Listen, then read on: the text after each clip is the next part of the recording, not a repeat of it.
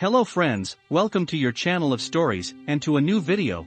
This time I will tell you some incredible practices of the Nazis that you didn't know about. Please stay until the end. Below you will see the most amazing facts about this twisted mass of maniacs. The goal of the Nazi Party was to conquer the world, and to achieve this they were willing to do anything. As a result, they used techniques as wild as they were savage. The National Socialist Party went down in history as the most infamous political organization that ever existed. No one was more ruthless than its high-ranking officials. The ambition of the Nazi rulers knew no bounds. Unfortunately, the only thing these individuals wanted was to enslave the rest of the planet, everyone who did not look or think like them. The Nazis developed a cocktail of drugs so powerful that it allowed soldiers to march for days on end without needing rest. Today we know that during World War II all sides involved encouraged their soldiers to take special drugs to make them more effective in combat. However, the Nazis were the first to implement this practice. A Nazi soldier could not live without Pervitin, a medicine that was actually pure methamphetamine.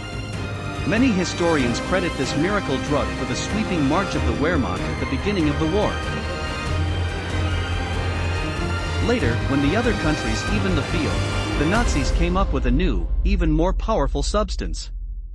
Fortunately, the war ended before the Germans started using it en masse. Atheism was forbidden within the ranks of the SS. They had to choose between three registration options: Protestant, Catholic, or believer in God. Although Hitler was a skeptic when it came to religion, he knew that it was politically expedient to have good relations with the Catholic Church and with Christianity in general. As he himself stated in a private conversation with Arthur Dinter, in order to achieve power, it is important not to break away from the Catholic Church, which has great influence in Germany. We must show the Catholics in Germany that they are in safer hands with the National Socialists than with those of the Center Party. It is even believed that, after eradicating Judaism, Adolf intended to do the same with Christianity. If any prisoner attempted or succeeded in escaping from the Auschwitz concentration camp, the Nazis murdered several prisoners as a warning to the others. Among all the instances in which this happened, the most prominent occurred on July 19, 1943. After 3 prisoners managed to escape, the guards hanged 12 prisoners in one day in full view of everyone. The idea of carrying the Olympic torch from ancient Olympia to the host country of the Olympic Games came from the Nazis. It first happened at the Berlin Olympics in 1936. Filmmaker Leni Riefenstahl documented the journey in her film Olympia. Since then, the tradition has continued. The Sonderkommandos were Jewish prisoners in the concentration camps who were in charge of cleaning the gas chambers and disposing of the bodies.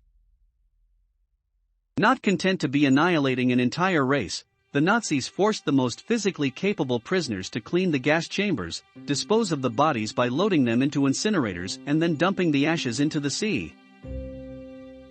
Anyone who refused to become a Sonderkommando was instantly killed.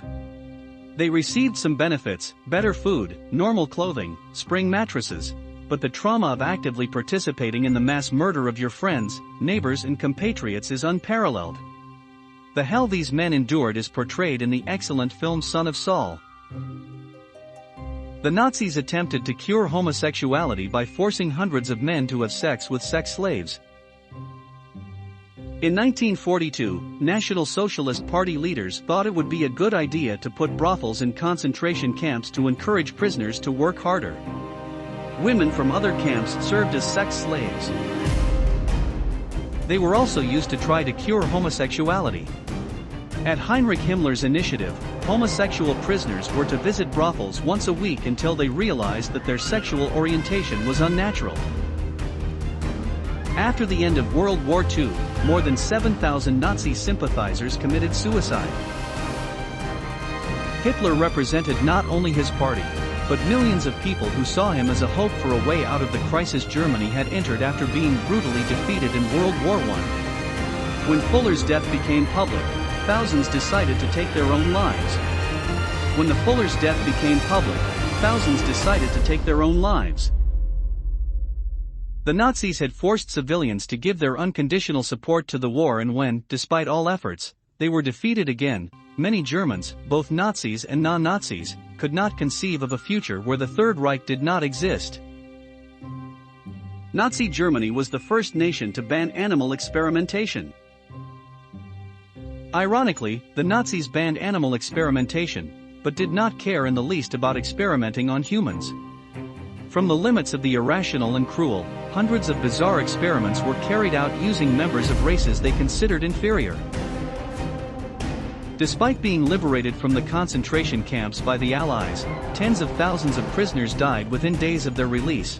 When the Nazis in charge of the concentration camps realized that all was lost, they decided to murder as many prisoners as they could. Some were spared the massacre and were lucky enough to be free again, only to die days later.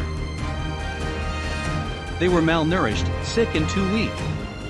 The Nazis had gone, leaving them alone, which would normally be a good thing, were it not for the fact that they also took away or destroyed whatever food was left in the cruel death prisons. Click on the link in the description of this video to receive your free self-help book. Thank you for watching this video. Please subscribe.